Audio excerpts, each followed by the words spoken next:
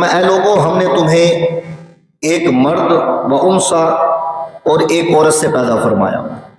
یعنی کہ حضرت آدم علیہ السلام کو پیدا فرمایا اور ان کی پسلی سے پھر ہم نے اماں حوا کو پیدا فرمایا، پھر ان دو اشخاص میں سے، ان دو ہستیوں میں سے ہم نے پوری آدم علیہ السلام کی نسل کو دنیا کے اندر پیدا فرمایا۔ تو فرمایا انا خلقناکم من ذکر و انثی، کہ بے شک ہم نے تمام انسانوں کو پیدا فرمایا تو وہ ایک ہی باپ کی اولاد ہیں، ایک ہی ماں کی اولاد ہیں، تو لہٰذا تخلیق کے لحاظ سے، پیدائش کے لحاظ سے تمام انسان برابر ہیں۔ یہ اونچ نیچ کا جو معیار ہے یہ اسلام نے ختم کر دیا۔ حجۃ الوداع کے موقع پر جب آقا کریم علیہ السلام حج کا خطبہ ارشاد فرما رہے تھے تو آپ نے فرمایا اے لوگوں یاد رکھنا اسلام آ چکا ہے۔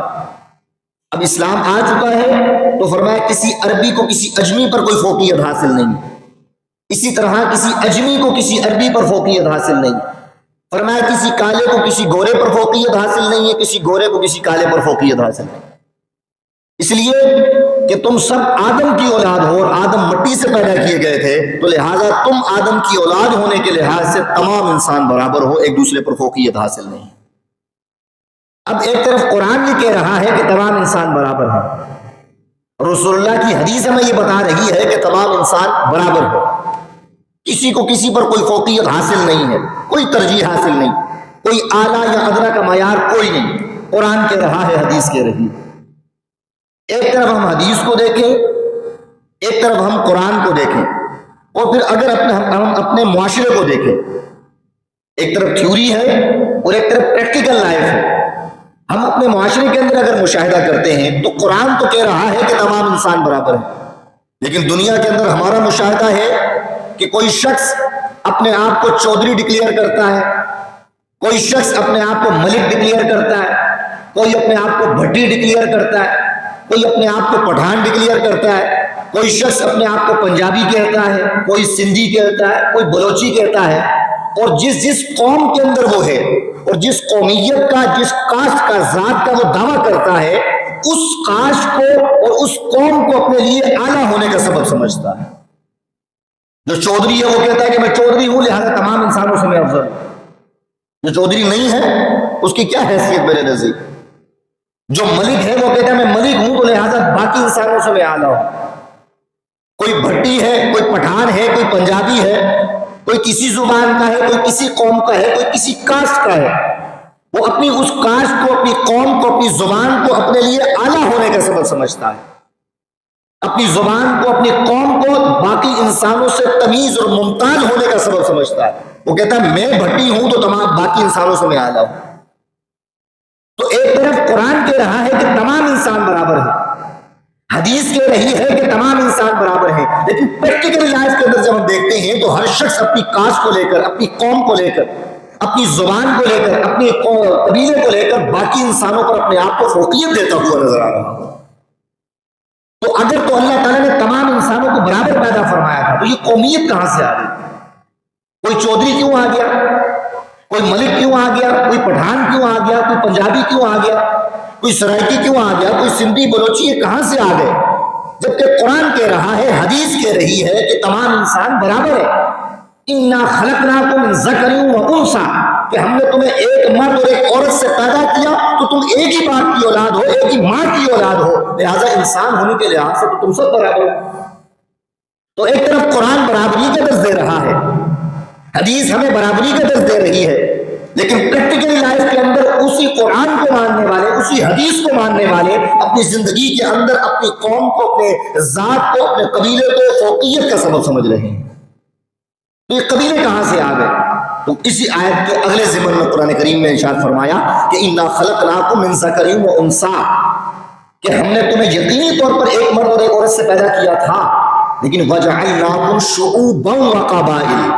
اللہ فرماتا پھر ہم نے تمہیں ذاتوں اور قبیلوں میں بانٹ دیا۔ لیکن ذاتوں اور قبیلوں میں بانٹنے کا مطلب کیا تھا؟ کہ کوئی اگر چودھری ہے اس کاسٹ سے آ گیا،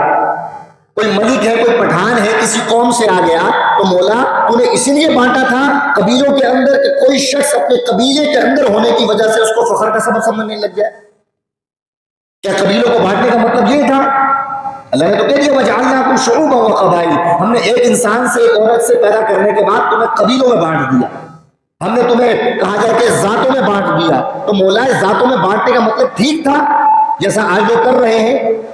کہ میں فلاں کاسٹ کا ہوں، میری فلاں قبیلے سے تعلق ہے، میں فلاں ذات سے میرا تعلق ہے تو میں اعلیٰ ہوں۔ تو اے میرے پروردگار، کیا تمہیں قبیلوں میں بانٹا ہی اس لیے تھا کہ جو جس قبیلے کا ہے وہ اس قبیلے کا ہونا ہی اس کے لیے اعلیٰ ہونے کا سبب ہے؟ اللہ نے فرمایا وَجَعَلْنَاكُمْ شُعُوبًا وَقَبَائِلَ، ہم نے یقینی طور پر تمہیں ذات اور قبیلوں میں بانٹا تھا، لیکن کبھی نہیں سمجھنا کہ بانٹنے کا مطلب یہ تھا کہ تم اعلیٰ ہو جاؤ،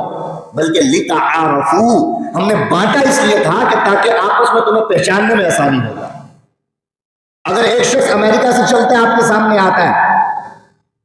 اور آپ اس سے پوچھے کون ہیں آپ، تو کہ میں آدم کی اولاد ہوں، انسان ہوں۔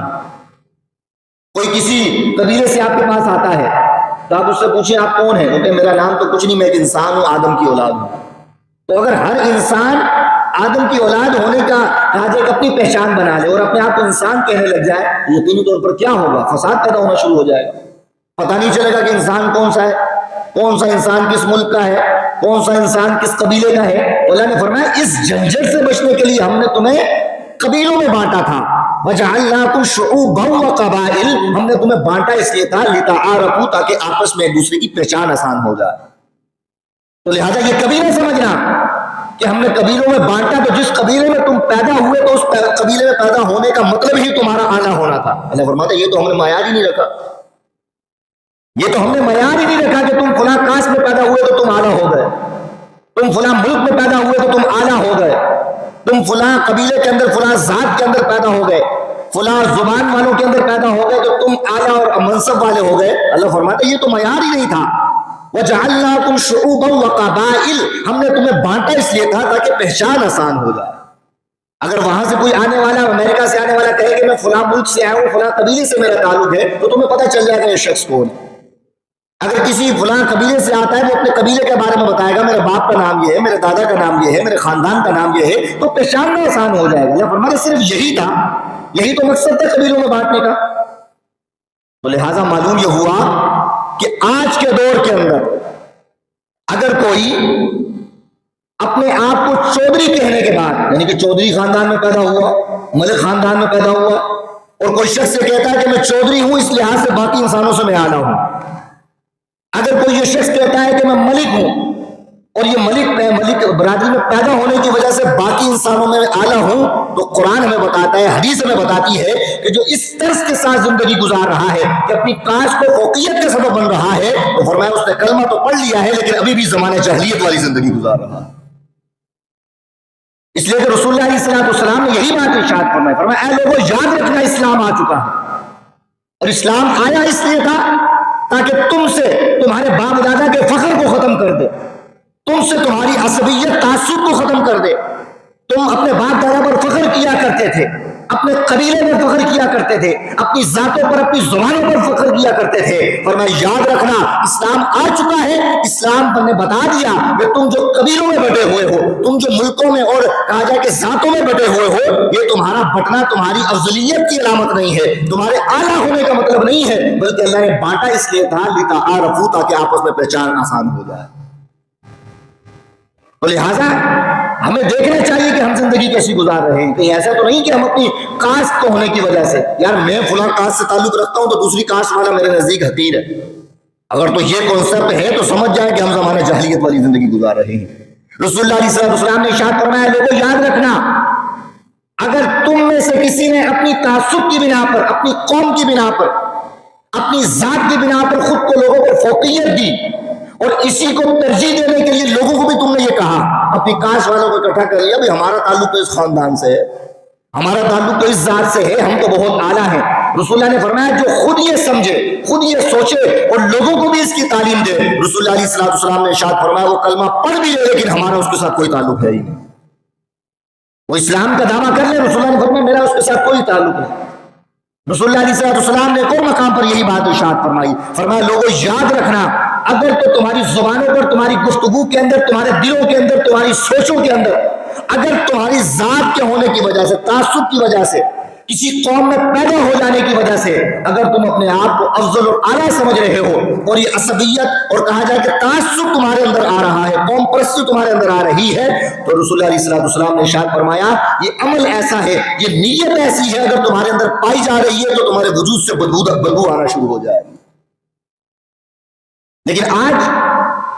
ہم بحیثیت مسلمان قرآن کو بھی مانتے ہیں، ہم بحیثیت مسلمان رسول اللہ کی حدیث کو بھی مانتے ہیں، لیکن جب اس پر عمل کرنے کی باری آتی ہے تو ہم قرآن کو بھی پس پشت ڈال دیتے ہیں، حدیث کو بھی پس پشت ڈال دیتے ہیں۔ ہم اپنی قوم پر فخر کرنے کے وقت یہ نہیں سوچتے کہ اس پر فخر کرنا مصطفیٰ نے منع کیا۔ رسول اللہ نے ایسے شخص سے لا تعلقی کا اظہار کیا جو اپنی قوم پر فخر کرے۔ ایسے شخص کے بارے میں رسول اللہ نے بدبودار ہونے کا کہا کہ جس کی سوچ کے اندر تعصب آ رہا ہو،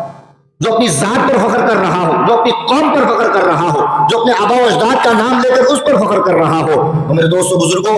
معاشرہ خراب اس وجہ سے ہوتا ہے، ایک دوسرے کے اندر تعصب، ایک دوسرے کے اندر تکبر، حقیرانہ یہ ماحول پیدا اس وقت ہوتا ہے جب ہم کلمہ پڑھتے ہیں اللہ رسول کا، لیکن عمل کرنے کی باری آتی ہے تو ان کے احکامات کو پس پش ڈال دیا کرتے ہیں۔ اسی لیے قرآن کریم میں رب ذوالجلال نے ارشاد فرمایا یا ایھا الذین آمنوا ادخلوا، فرمایا اے ایمان والو،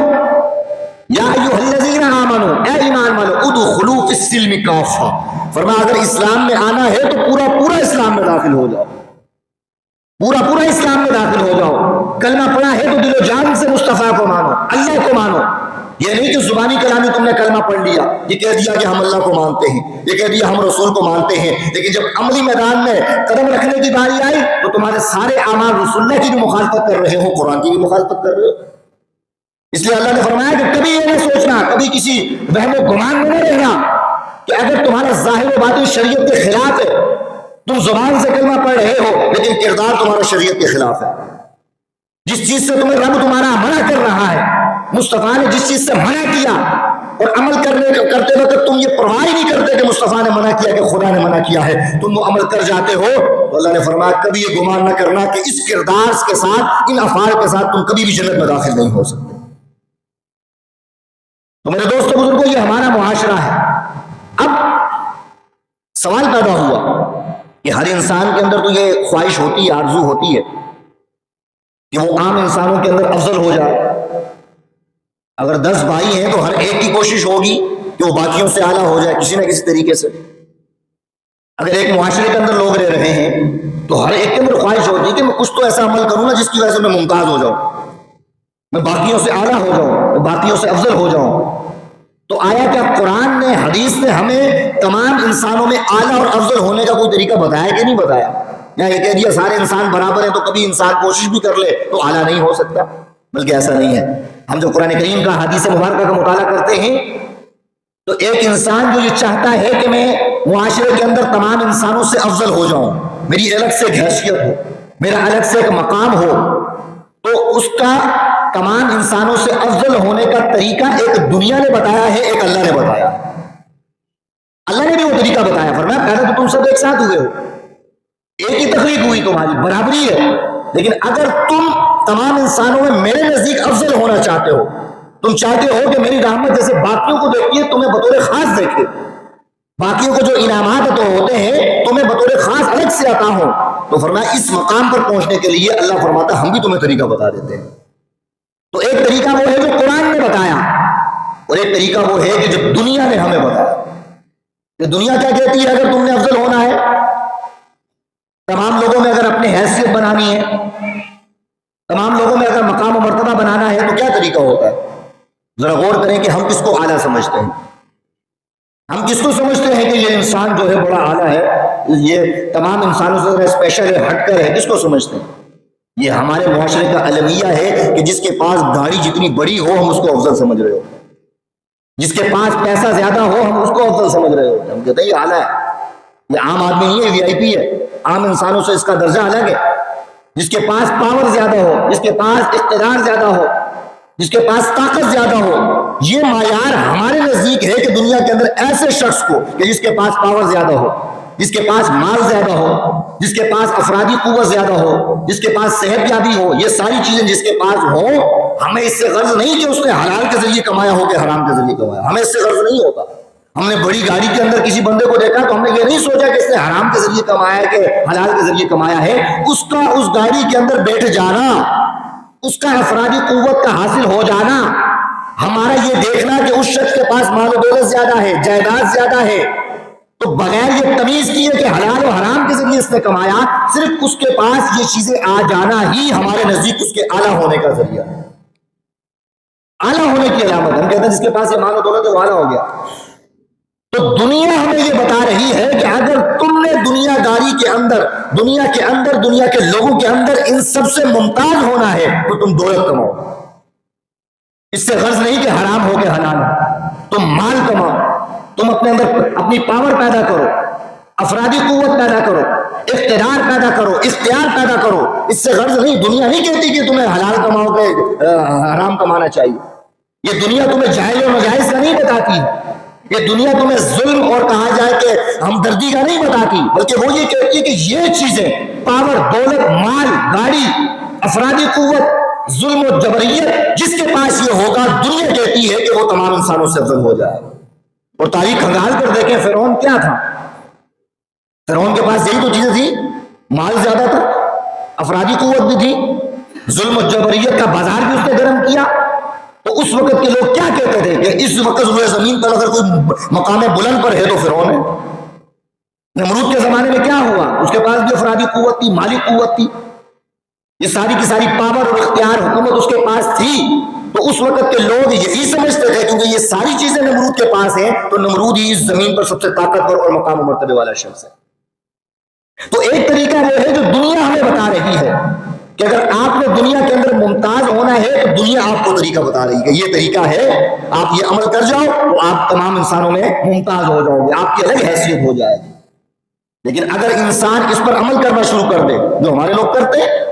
ہر انسان جو دنیا داری کے اندر مشغول ہے وہ آرزو کو، اپنی خواہشات کو ممتاز ہونے کے لیے نہیں سوچتا کہ اس نے حلال کمایا کہ حرام کمایا، وہ اس کام میں لگ جاتا ہے تو یقینی طور پر اس کو یہ ساری چیزیں آ جائیں تو ممتاز ہو جاتا ہے. لوگ اسے الگ سے حیثیت سے دیکھ رہے ہوتے ہیں، الگ نگاہ سے دیکھ رہے ہوتے ہیں. لیکن اس کا نقصان کیا ہوتا ہے کہ مال جتنا آئے گا دشمن بھی اتنے آئے گا. حلال و حرام کی تمیز نہیں ہوگی تو اس کے اندر برکت بھی نہیں ہوگی، پھر سکون چھن جائے گا، چین چھن جائے گا، پھر آپ کے پاس یہ ساری چیزیں ہوں گی لیکن نیند آنا بند ہو جائے گی. یہ تو دنیا کے اندر ہوگا یہ سارا معاملہ. اور اللہ تعالیٰ نے قرآن کریم کے اندر ارشاد فرمایا ایسا شخص کہ جس کے پاس مال و دولت بہت زیادہ ہو اور وہ صرف دنیا ہی کے اندر لگا رہا ہو، ساری زندگی اس نے دنیا کمانے میں لگا دی، ساری زندگی اس نے صرف دولت کمانے میں لگا دی، یہ تمیز کیے بغیر کہ اللہ راضی ہوتا ہے کہ نہیں ہوتا. اس نے اللہ کی رضا کو چھوڑ دیا بس دنیا کو راضی کرنے کے لیے، دنیا کے اندر ممتاز ہونے کے لیے، اپنی حیثیت اور اپنا مقام بنانے کے لیے. اللہ نے فرمایا اس نے ساری زندگی دولت کمانے میں لگا دی. اللہ فرماتا ہے جب ایسا شخص مرنے کے وقت آتا ہے، ایسا شخص جب موت کا وقت اس کے قریب آتا ہے تو اللہ تعالیٰ نے ارشاد فرمایا اس شخص کو دو غم ہوتے ہیں، دو تکلیفیں اس پر وارد ہو جاتی ہیں. پوچھا گیا ہے پروردگار کو کون سی دو تکلیفیں ہوتی ہیں؟ کہا کہ ساری زندگی اس نے دولت کمانے میں لگا دی اور دنیا کے اندر یہ خدشہ لگا رہا ہے یہ مجھ سے چھن نہ جائے، یہ گاڑی مجھ سے چھن نہ جائے، یہ دولت مجھ سے چھن نہ جائے، میرا یہ مال مجھ سے چھن نہ جائے، یہ افرادی قوت کبھی چھن نہ جائے. فرمایا موت تو آتی ہی وہ سب چیزوں سے دور کرنے کے لیے، موت تو آئی ہی اس کو وہ تمام چیزیں چھیننے کے لیے ہے. تو اللہ فرماتا ہے ایسا شخص جس نے ساری زندگی دنیا کمانے میں لگا دی، اللہ کی رضا اور ناراضگی کا اس نے خیال نہ رکھا، تو ایسا شخص فرمایا ان تمام چیزوں کے چھننے کی وجہ سے اس پر غم اور حزن لاحق ہو جاتا ہے. فرمایا دوسرا کیا ہوتا ہے چونکہ اس نے اللہ کی رضا کو مد نظر نہیں رکھا ہوتا تو فرمایا جب مرنے کا وقت قریب آتا ہے تو روح نکالنے کے اندر اس پر سختی طاری ہو جاتی ہے. فرمایا ایسا شخص کہ جو صرف دنیا کے اندر ممتاز ہونے کے لیے اس نے ساری ایفرٹ لگا دی، ساری کوشش لگا دی، بغیر حلال و حرام کی تمیز کیے بغیر، جائز و ناجائز کی تمیز کیے بغیر، تو معلوم یہ ہوا دنیا جو طریقہ بتا رہی ہے اس کے اندر دشمنی بھی آئے گی، اس کے اندر سکون بھی نہیں آئے گا، اس کے اندر چین چھن جائے گا، ہر وقت جان کے جانے کا خدشہ ہوگا دشمنی کے لحاظ سے. پھر آپ کو ان تمام مال کے چھن جانے کا خدشہ ہوگا تو کیا ہوگا؟ دنیا کے اندر بھی بے سکونی آ گئی اور جب مرنے کا وقت قریب آئے گا اللہ نے قرآن میں کہا سکون تب بھی اس کو نہیں ہوگا. تو ایک طریقہ وہ ہے جو ہمیں دنیا بتا رہی ہے اور ایک طریقہ وہ ہے جو ہمیں رب ذوالجلال بتا رہا ہے. اللہ نے کیا فرمایا؟ فرمایا وَجَعَلْنَاكُمْ شُعُوبًا وَقَبَائِلَ لِتَعَارَفُوا. اللہ فرماتا ہے یہ جان لو کہ ہم نے تمہیں پیدا تو تمام انسانوں کو برابر کیا اور قبیلوں اور ذاتوں میں بانٹا اس لیے تاکہ تم پہچانے جاؤ، لیکن اللہ فرماتا ہے اگر تم میرے نزدیک بلند ہونا چاہتے ہو، اگر تم یہ پوچھنا چاہتے ہو کہ مولا تو طریقہ بتا کہ جس طریقے پر چل کر ہم تمام انسانوں میں تیرے سامنے الگ نظر آنے لگ جائیں، تیرے نزدیک ہمارا مقام و مرتبہ الگ ہو جائے، ہماری حیثیت الگ ہو جائے، تو رحمت تو سب پر بھیجتا ہے، لیکن کوئی ایسا طریقہ بتا مولا کہ جس پر میں عمل کروں تو تیری خاص رحمت مجھ پر آنا شروع ہو جائے۔ اللہ نے فرمایا میں تمہیں طریقہ بتاتا ہوں۔ کیا فرمایا؟ ان اکرمکم عند اللہ اتقاکم، فرمایا اگر تم میرے نزدیک بلند و بالا ہونا چاہتے ہو، عزت و احترام والا مقام چاہتے ہو، تو ان اکرمکم عند اللہ اتقاکم، اپنے اندر جتنا تقوی تم زیادہ پیدا کرتے چلے جاؤ گے میرے نزدیک تمہارا مقام اتنا ہی بلند ہوتا چلا جائے گا۔ فرمایا ان اکرمکم عند اللہ اتقاکم، تمام انسان برابر ہیں، لیکن اگر میرے نزدیک بلند ہونا چاہتے ہو تو اپنے اندر تقوی پیدا کرو، اپنے اندر پرہیزگاری پیدا کرو۔ مولا یہ پرہیزگاری کیا ہوتی ہے؟ یہ تقوی کیا ہوتا ہے کہ جب اپنے اندر پیدا کر لے تو متقی بن جائے، پرہیزگار بن جائے۔ چیز کیا ہے؟ ایک چھوٹی سی عادت ہے، بس تم نے اپنانی ہے، وہ عادت تمہارے اندر آ جائے گی، سمجھ جاؤ تو متقی بن چکے ہو۔ تو پوچھا گیا رسول اللہ وہ کون سی عادت ہے کہ جو ہمارے اندر آ جائے تو ہم متقی بن جائیں؟ تو فرمایا ایک ہی عادت ہے، وہ کیا؟ جب بھی کوئی بات کرنے لگو، جب بھی کوئی عمل کرنے لگو، جب بھی کوئی فعل سرزد کرنے لگو، تو فرمایا یہ سوچ لینا کہ جو تم بات کر رہے ہو، جو تم عمل کر رہے ہو، جو فعل کرنے والے ہو، یہ میرے رب کو پسند ہے کہ نہیں؟ اگر تو پسند ہو تو کر گزرو، نہ پسند ہو تو اس کو چھوڑ دینا۔ فرمایا یہ عادت تم اپنا لو، جتنی عادت تمہارے اندر زیادہ ہوتی چلی جائے گی مقام و مرتبہ تمہارا اتنا ہی بلند ہوتا چلا جائے۔ یہ فرمایا ان اکرمکم عند اللہ اتقاکم، میرے نزدیک چاہتے ہو بلند ہونا تو اپنے اندر تقوی پیدا کرو، اپنے اندر پرہیزگاری پیدا کرو، پھر تمہارے پاس دولت نہ بھی ہوگی، تقوی ہوگا، اللہ فرماتا تمہارا مقام بلند ہو جائے گا۔ تمہارے اندر اگر تقوی آ گیا، تم نے اللہ کی رضا اور ناراضگی کو مد نظر رکھا ہوا، تو فرمایا تم ایک جھونپڑی میں بھی رہتے ہوگے اور تم لاکھوں کروڑوں کمانے والے لوگوں کے درمیان میں ہوگے، اللہ فرماتا ہے وہ مقام ان کا نہیں ہوگا جو مقام میں تمہیں عطا فرما دوں۔ اس لیے رسول اللہ علیہ السلام کی حدیث مبارکہ میں ملتی ہے، پچھلے جمعہ المبارک کے اندر میں نے حدیث آپ کی خدمت میں عرض کی تھی، ایک صحابی تھے جن کے پاس مال و دولت زیادہ تھا، وہ کہتے ہیں کہ میں نے اپنے دل میں خیال کیا کہ مال و دولت زیادہ ہے تو میں اعلیٰ ہوں سب سے، میرے پاس مال زیادہ ہے تو جس کے پاس مال نہیں ہے تو کم از کم اس سے تو زیادہ ہوں نا میں۔ کہتے میرے دل میں ایک خیال آیا، میں رسول اللہ کی خدمت میں پہنچا تو رسول اللہ علیہ السلام نے ارشاد فرمایا یاد رکھنا ہے لوگوں، اگر تمہارے پاس مال و دولت ہے، اللہ تمہیں دولت عطا فرما رہا ہے، اللہ تمہیں صحت عطا فرما رہا ہے، مال کی فراوانی اگر تمہارے پاس ہے تو فرمایا کبھی نہ سمجھنا یہ تمہاری وجہ سے ہے، بلکہ رب ذوالجلال کے وہ بندے جو کمزور ہیں، فرمایا وہ لوگ جو اپاہج ہیں، فرمایا وہ ضعیف لوگ، وہ مفلس اور افلاس کی زندگی گزارنے والے لوگ، فرمایا جو دنیا میں ایسے لوگ ہیں رب اگر تمہیں رزق دیتا ہے تو ان کو دیکھ کر رزق دے رہا ہوتا، فرمایا ان کے صدقے تمہیں رزق عطا ہو رہا ہوتا۔ تو معلوم یہ ہوا کہ آقا کریم علیہ السلام نے کہ نزدیک مقام و مرتبے کی بلندی کیا ہے؟ مال نہیں ہے، یہ دنیا کی چیز ہے۔ اگر آپ دنیا کے نزدیک مال و دولت یعنی کہ بلند ہونا چاہتے ہیں تو مال کمائیں، دولت کمائیں، جائیداد کمائیں، دنیا آپ سے نہیں پوچھے گی کہ آپ حلال کما رہے ہیں کہ حرام کما رہے ہیں، آپ ناجائز کاروبار کر رہے ہیں کہ جائز کاروبار کر رہے ہیں، اس لیے کہ آپ نے ان دونوں طریقوں میں سے رب کا طریقہ نہیں چنا، آپ نے دنیا کا طریقہ چنا، آپ نے دنیا کے پیچھے لگنا ہے تو دنیا تو آپ سے یہ پوچھ ہی نہیں رہی۔ اور دنیا کی حیثیت کیا ہے؟ رسول اللہ علیہ السلام نے ارشاد فرمایا اگر اس دنیا کی حیثیت اللہ کے نزدیک مکھی کے پر کے برابر بھی ہوتی، مکھی کا پر کیا ہوتا ہے، اس کی کیا حیثیت ہوتی ہے؟ رسول اللہ نے فرمایا اگر مکھی کے پر کے برابر بھی اس دنیا کی حیثیت اللہ کے نزدیک ہوتی، اللہ یہ دنیا کبھی بھی کسی کافر کو عطا نہ کرتا۔ لیکن ہم دیکھتے ہیں کافروں کے پاس دولت ہے، ہم دیکھتے ہیں ظالم و جابروں کے پاس دولت موجود ہے، تو معلوم یہ ہوا اللہ کے نزدیک اس مال و دولت کی حیثیت مکھی کے پر کے برابر بھی ہے۔ تو اس چیز کی حیثیت مکھی کے پر کے برابر نہ ہو تو اس چیز کو ہم اپنا کر یا اس کے پیچھے پوری جان لگا کر ہم یہ سمجھے کہ ہم رب کے نزدیک مقبول ہو جائیں گے، تو یہ ہماری غلط فہمی ہے۔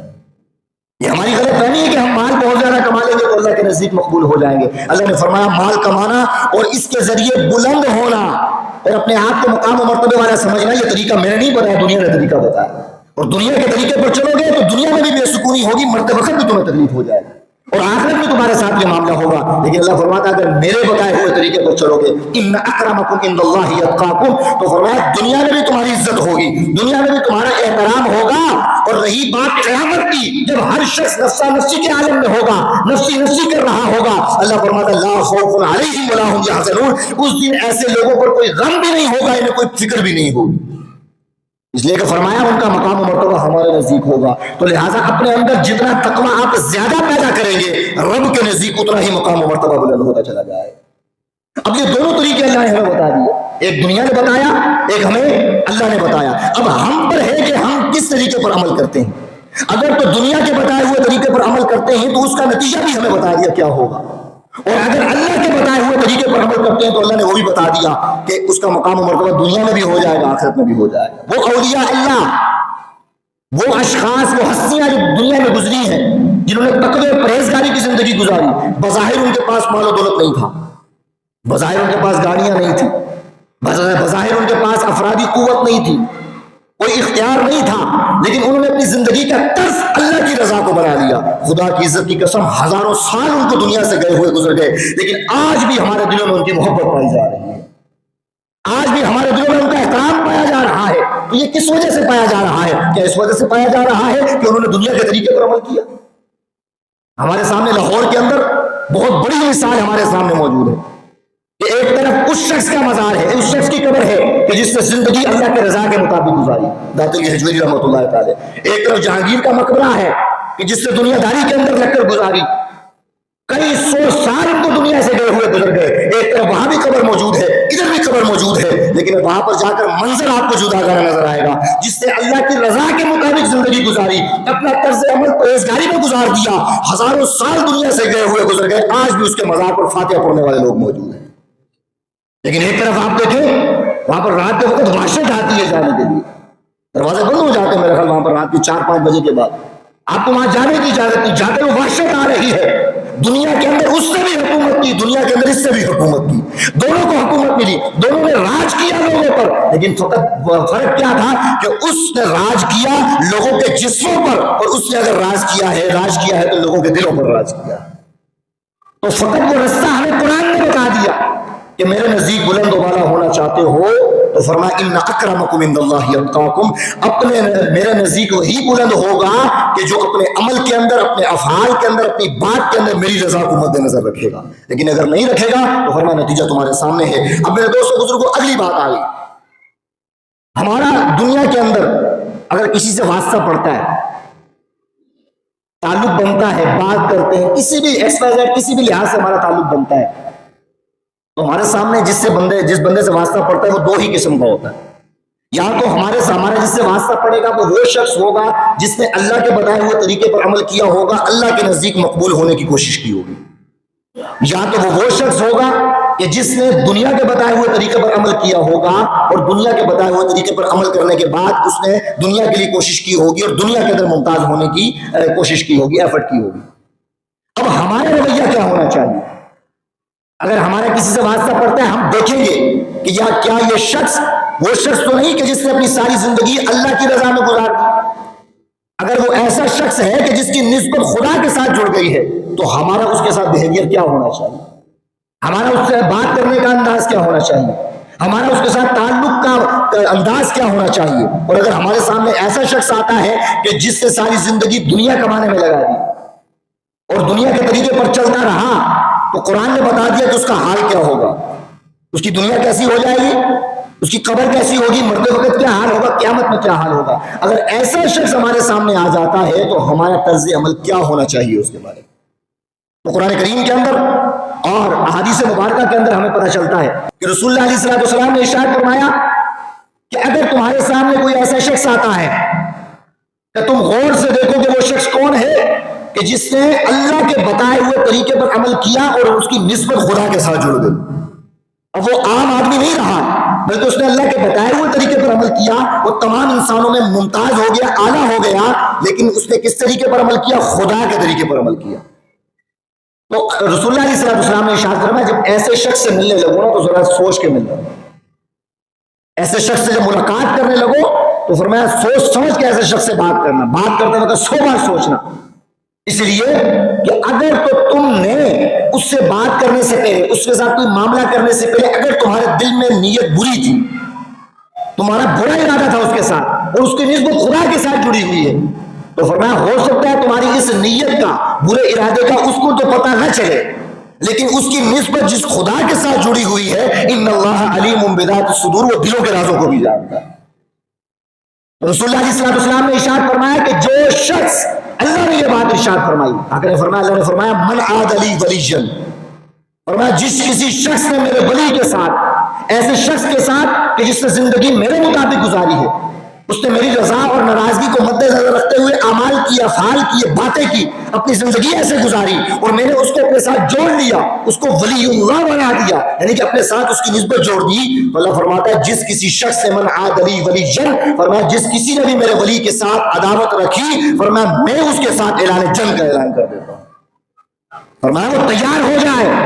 اس لیے کہ اس نے میرے ولی کو پوری نیت سے چھوا ہے، برا ارادہ لے کر میرے ولی کی ایسے شخص کی خدمت میں آیا جس نے میرے مطابق زندگی گزاری ہے، تو فرمایا وہ بظاہر تمہیں کچھ نہیں کہے گا۔ نبی علیہ السلام کے بارے میں بھی یہی تھا نا، ان کے سامنے جب آ کر کفار زیادتیاں کرتے تو رسول اللہ کوئی جواب نہیں دیتے تھے، لیکن اللہ نے قرآن میں کہا، فرمایا لا ترفعوا اصواتکم فوق صوت النبی، فرمایا میرا محبوب بڑا کریم ہے، بڑا رحیم ہے، لیکن فرمایا وہ میرا محبوب ہے، میں اس کا رب ہوں، میں اس کا خدا ہوں، فرمایا تکلیف دینا تو بہت دور کی بات ہے، لا ترفعوا اصواتکم فوق صوت النبی، فرمایا اگر میرے محبوب کی بارگاہ میں آ کر تم نے ذرا سی آواز بھی بلند کی، ان تحبط اعمالکم وانتم لا تشعرون، فرمایا تمہیں توبہ کی توفیق بھی نہیں ہوگی، ساری عبادتوں کو ضائع فرما دوں گا،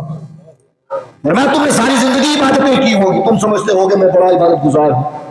تم نے 40-50 سال نمازیں پڑھی ہوگی، تم سمجھتے ہوگے میں نے بڑے نمازیں پڑھی ہیں، میں نے بڑے حج کیے، میں نے بڑے تہجد پڑھے، لیکن اللہ نے فرمایا اگر تمہاری ذرا سی آواز تکلیف دینا تو بہت دور رہ گیا۔ مصطفیٰ نے کیا کیا؟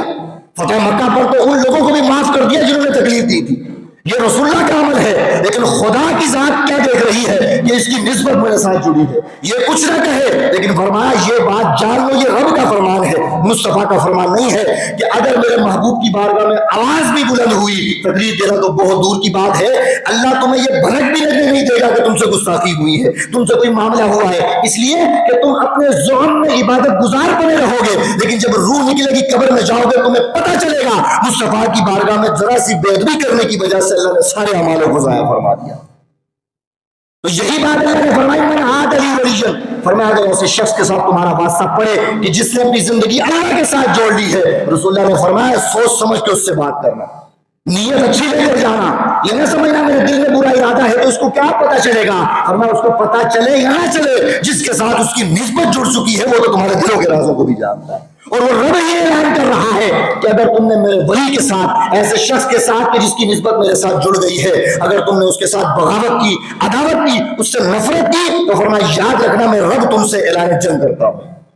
میں تمہارے ساتھ جنگ کروں گا۔ تو میں کہتا ہوں اگر آپ کا کسی کے ساتھ تعلق ہو جائے، اس کو کوئی تکلیف دے، آپ اپنی حیثیت، اپنے وقت، اپنی طاقت کے لحاظ سے اس سے بدلہ لیں گے، انسان کمزور ہے، عاجز ہے، تو ہو سکتا ہے کسی لیول پر جا کر آپ کہیں یہاں تک میرا ہاتھ نہیں جاتا تو یہاں تک تو جائے گا، تو اپنی کوشش کریں گے، لیکن رب کی طاقت پر کس کو شک ہے؟